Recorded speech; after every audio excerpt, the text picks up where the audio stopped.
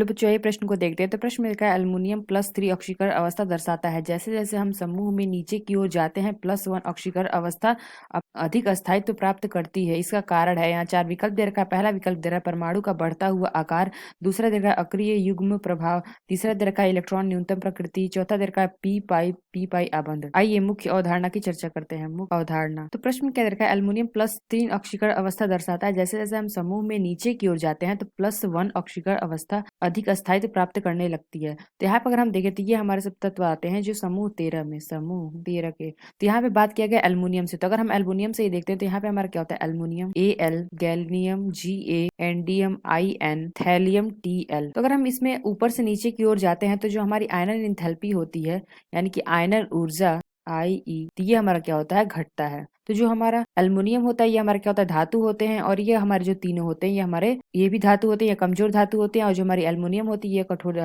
धातु होती है। तो यहाँ पे अगर हम इसका इलेक्ट्रॉनिक विन्यास देखें तो ये हमारा क्या हो जाएगा, तो यहाँ पे एल्युमिनियम ये हमारा क्या होगा 13, Ga इसका हमारा होता है 31, और In इसका हमारा होता है 49, और इसका 81। तो यहाँ पे इसका इलेक्ट्रॉनिक विन्यास देखें तो ये हमारा क्या हो जाएगा 1s2 2s2 2p6 3s2 3p1, और इसका देखें तो ये हमारा क्या हो जाएगा आर्गन 3d10 4s2 4p1, और इसका देखें तो ये हमारा क्या हो जाएगा 4d10 5s2 5p1, और इसका देखें तो ये हमारा क्या हो जाएगा सिनॉन 4f14 5d10 6s2 P6P1। तो यहाँ पे अगर हम देखें इसके बाहतम कोष में अगर हम देखें तो कौन कौन से इलेक्ट्रॉन यहाँ पे हमारा sp2, यानी कि बाहतम कोष में सब में हमारे क्या है ns2 np1। तो यहाँ पे अगर देखें तो ये हमारा क्या आ जाएगा ns2 np1, यानी कि हम देखें तो ये हमारा क्या हो जाएगा 2+1 यानी कि 3, यानी कि हमारे क्या +3 ऑक्सीकरण अवस्था दर्शाते हैं।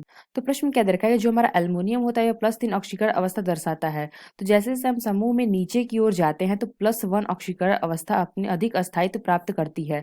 यानी कि अगर हम देखें जो हमारा Al है एल्युमिनियम ये हमारा +3 अवस्था दर्शाता है। हम जैसे जैसे नीचे जाते हैं तो नीचे जाने पे +1 ऑक्सीकरण अवस्था अधिक स्थायित्व प्राप्त करते हैं। तो यहाँ पे अगर हम देखें तो इसमें क्या है, तो अगर इसमें देखें तो इसके अंतःकोश में हमारे क्या है 3d10 इलेक्ट्रॉन है। अगर एल्युमिनियम की बात करें तो इसके अंतःकोश में है 3p1। तो हम जानते हैं कि D का परीक्षण प्रभाव कमजोर होता है तो P की तुलना में, जिससे क्या होता है प्रभावी नाभिकीय आवेश बढ़ जाता है, और हमारी त्रिज्या क्या होती है कम होती है यानी घटने लगती है। तो यहाँ पे अगर हम बात करते हैं यहाँ पे हमारा क्या हो जाता है अपेक्षाकृत भारी तत्वों के साथ +1 ऑक्सीकरण अवस्था s इलेक्ट्रॉनों के अक्रिय युग्म के रूप में व्यवहार करने और उच्चतर ऑक्सीकरण अवस्था के लिए अयुग्मीकरण न करने के कारण नीचे की ओर जाने पर अधिक स्थायी दी जाती है। तो यहाँ पे हमने क्या देखा जो हमारे एल्युमिनियम होते +3 ऑक्सीकरण अवस्था दर्शाती है। तो जैसे हमने यहाँ पे देखा कि यहाँ पे अंतःकोश में D है और इसका हमारा क्या है P है। तो जब हम जानते हैं कि जो हमारा D का परीक्षण प्रभाव होता है कमजोर होता है तो P की तुलना में,